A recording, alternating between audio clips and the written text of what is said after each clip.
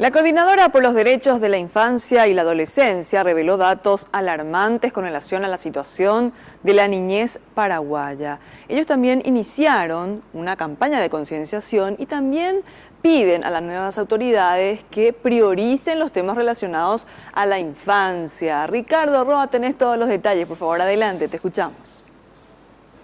Hola Cintia, ¿qué tal? Muy buenas tardes. Y realmente la situación de este sector de la población es bastante preocupante. Por ejemplo, un dato que dice que en el país 2 niñas de entre 10 a 14 años se convierten en madre cada día tras haber sido violadas, abusadas sexualmente. Además, 2 de cada 3 de ellas no terminan su ciclo escolar, perpetuando así el ciclo de pobreza y precarizando sus vidas. Tenemos la nota con el director ejecutivo de la Coordinadora de los Derechos de Infancia y Adolescencia, Aníbal Cabrera Echeverría. Hay 2 elementos claves que el presidente electo dijo, que es que va a convertir la Secretaría de la Niñez y la Adolescencia en un ministerio. Eso esperamos desde la sociedad civil y desde las distintas instituciones que trabajamos para que el sistema de protección funcione en Paraguay. Esperamos que haya un rango de ministerio de la Secretaría de la Niñez que pueda tener mayor fuerza política y respaldo político para realizar su tarea. Y también el presidente electo dijo que va a generar un fondo de inversión en niñez. Y eso es sumamente clave, porque la inversión pública en niñez es muy bajo en Paraguay, apenas llega al 4% del Producto Interno Bruto, y estamos hablando del 40% de la población del país.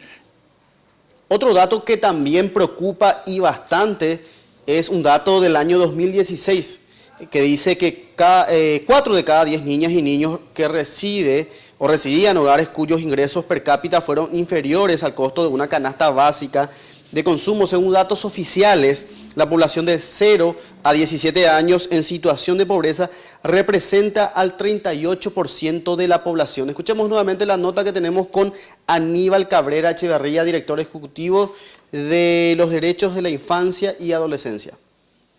Claro, dentro de la reflexión que te decía de la desigualdad que existe, nos preocupa mucho que, según datos oficiales, hay 100.000 adolescentes fuera del sistema educativo. La gran pregunta es, ¿dónde están estos adolescentes, tanto varones como mujeres?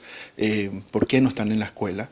Lo otro que nos preocupa mucho es que, por ejemplo, los niños y las niñas de Concepción, San Pedro, Caguazú y Cazapá, el 50% de quienes viven en ese departamento viven en situación de pobreza. Entonces, ahí también hay un llamado de alerta hacia los gobernadores e intendentes de esas comunidades para preguntarles qué están haciendo para superar la situación de pobreza de los niños y las niñas en esos departamentos. Y más de 20 organizaciones de la sociedad civil del Estado y representantes de las Naciones Unidas inician la campaña Más Derechos, Menos Pobreza para Vivir Mejor. Esta campaña se estará realizando en escuelas, colegios y varios centros comunitarios del país. Escuchemos nuevamente la nota que tenemos con el director ejecutivo de la Coordinadora por los Derechos de la Infancia y la Adolescencia. Entonces, lo que decimos con el lema de este año es más derechos, menos pobreza para vivir mejor. Y para vivir mejor, ¿qué se necesita? Se necesita educación, salud, justicia, tierra, protección para los niños y las niñas, sus familias y sus comunidades. Ese es un poco el marco de esta edición número 24 de la campaña de la Semana por los Derechos de la Niñez y la Adolescencia. Bueno, y el fin de esta campaña es justamente que las autoridades, las nuevas autoridades, coloquen en la agenda de las prioridades urgentes la situación de la infancia en nuestro país.